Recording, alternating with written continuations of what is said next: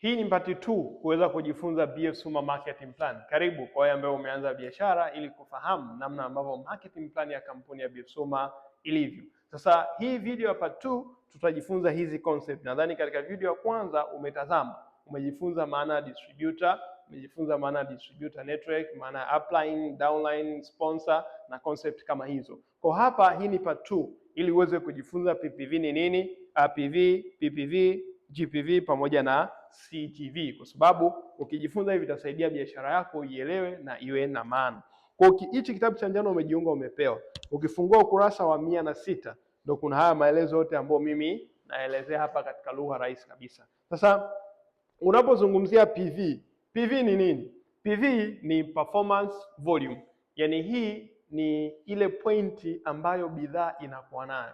Kama umejiunga bila shaka umepewa magazine. Ile magazine ukifungua tu mwanzoni utakuta kuna bidhaa, bei zake, alafu kuna PV. Zile PV ni pointi ambazo kila bidhaa inayo, ambazo hizo pointi ndizo ambazo zinasaidia wewe kulipwa bonus mwisho wa mwezi pale ambapo unapokuwa unanunua. Kwa hiyo kabla hujainunua hiyo unaitwa PV. Kwa hiyo PV ni pointi ya kila bidhaa. Kwa mfano sabuni na PV moja, Femicare na PV 6. Kwa hizo 6 ndo tunaita performance volume.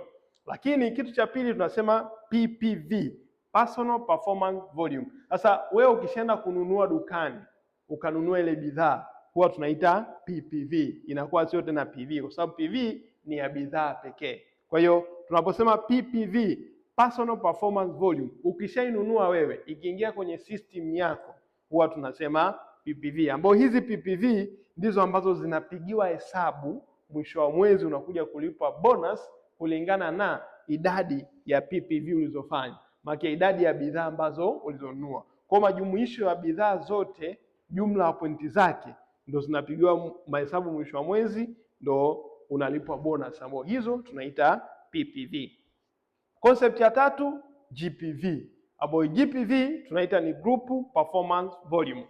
Hizi ni jumla ya pointi zako wewe, yani jumla ya PPV zako wewe pamoja na timu yako. Ndio maana hapa tunaita group performance volume. Ina maana wewe unapokuwa una join biashara, ukamrecruit huyu, ukamrecruit huyu. Ina maana huyu akiwa anafanya let's say amenunua Femicare 6, Femicare 1. Maana yake ni zinakuwa ni kwake zinasoma PPV 6. Inakuwa PPV 6. Ila kwa wewe ambaye upline wake ambaye umemleta hazii PPV huwa zinakuwa GPV 6.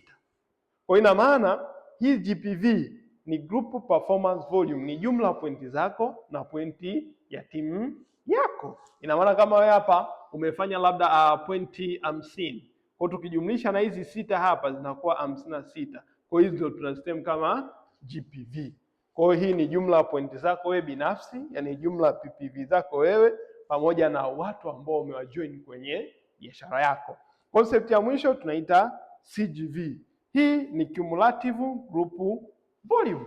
Yaani hii ni jumla ya makusanyo ya pointi zako zote toka umeanza biashara BF Suma. Kwa hiyo yani hizi pointi zinajumuishwa toka umeanza biashara na kampuni ya BF Suma. Kwa unapokuja kutafuta swala la gari, safari, hizi GPV zinakuwa counted ndani ya mwaka mmoja. Tutakuja kujifunza namna kupata gari, kupata safari. Ila hizi concept ni muhimu sana uzielewe kwa sababu zitakusaidia pia unapofanya sales ujue unapata bonus kiasi gani, rank yako ikoje, kwa sababu hizi PPV ndio zinakusaidia upande rank, lakini GPV pointi zako na timu yako faida yake zinakusaidia wewe mwenyewe upande rank, lakini pia upate bonus kubwa. Kwa lazima ufahamu haya. Ukifungua ile application ya Touch BF Suma utakutana na hivi vitu hivi: PV, PPV, GPV na CGV. Kwa in short summary, PV ni pointi ambazo kila bidhaa inayo. PPV mtu akishanunua zile bidhaa, zile pointi ndio tunaita ni PPV.